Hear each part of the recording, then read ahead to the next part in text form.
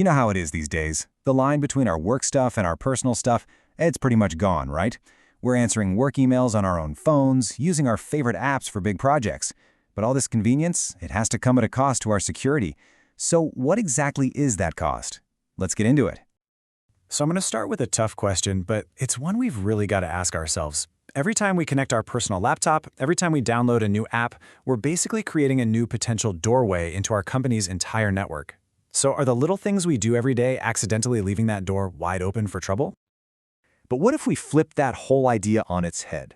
What if you're not the weakest link in the chain, but actually the strongest shield?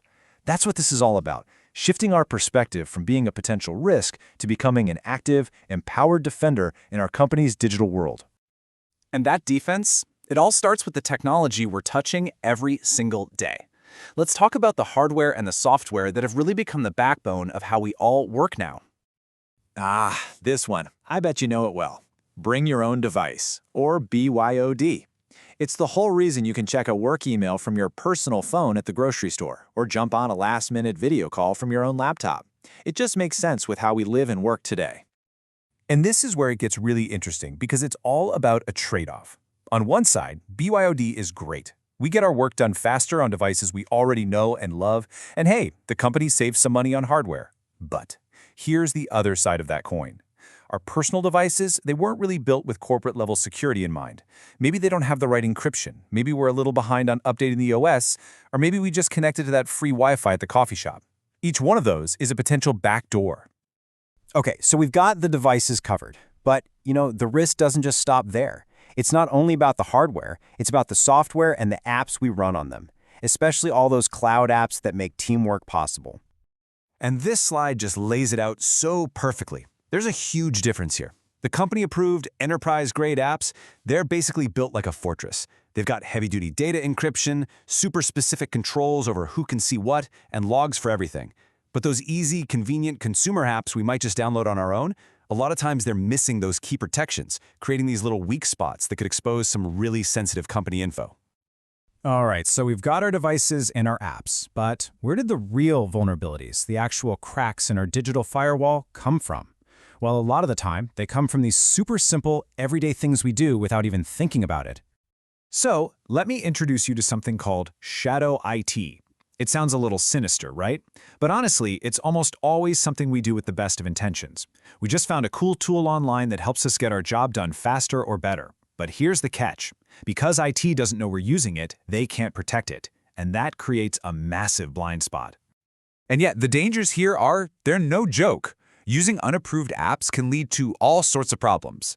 Data leaking out, breaking major privacy rules, and maybe worst of all, the company has no idea a breach even happened through that app.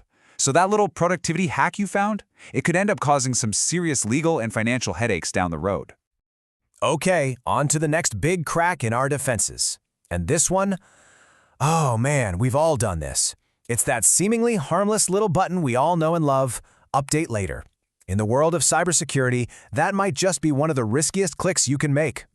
And here's why that's so dangerous. An unpatched system is literally a ticking time bomb. The moment a company puts out a security patch, they're basically shouting to the world, hey, we found a hole and here's how to fix it. Attackers see that announcement as an open invitation and immediately start searching for anyone who hasn't installed that fix yet.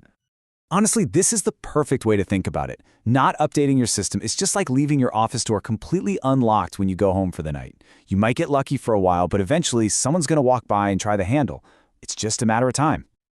Okay, that's a lot of talk about the problems, right? So let's flip the script and start talking about solutions. And it all begins with understanding that those company IT policies, they're not there to be obstacles. They're actually the blueprint for how we all defend ourselves together. Look, I know it can feel like these policies are just there to slow you down or get in your way, but really, that's not the point at all. They're there to create a safe digital environment for everyone. They protect the company's data, yeah, but they also protect you from accidentally being the cause of a major security incident. And most of the time, they all boil down to 4 really simple ideas. First, acceptable use. Basically, the do's and don'ts on company systems. Second, access management. Just making sure people can only get to the information they actually need for their job and nothing more. Third is data protection. How we should be handling sensitive info. And last, and this one's huge, incident reporting, just knowing what to do and who to call the second something feels a little off. And all of this, it brings us to the final section. And honestly, this is the most important part of this whole conversation. We've gone over the tech, the threats, the rules, but none of it, absolutely none of it works without the final piece of the puzzle. Because here's the absolute truth. Technology alone can't do it. It just can't. You can have the best firewall in the world, the best policies ever written, but at the end of the day, security comes down to the choices that people make. You are the human firewall. Your awareness and your actions are what will make or break the entire defense. So the big question is, how do we do that? Well, it's all about developing a security-first mindset. And it's not complicated. It's just building a few simple, powerful habits. Before you use that new app, just ask, hey, is this tool approved? Before you share a file, pause and think, who really needs to have access to this?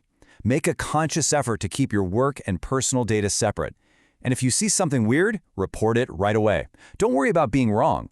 It all boils down to one simple rule. Think before you click. So, at the end of the day, you're the one on the front line. Every single day, you're the decision maker, the gatekeeper, and the ultimate defender. Your next click, your next download, your next share, that could be the one that makes all the difference. The choice is always yours. So what's it going to be?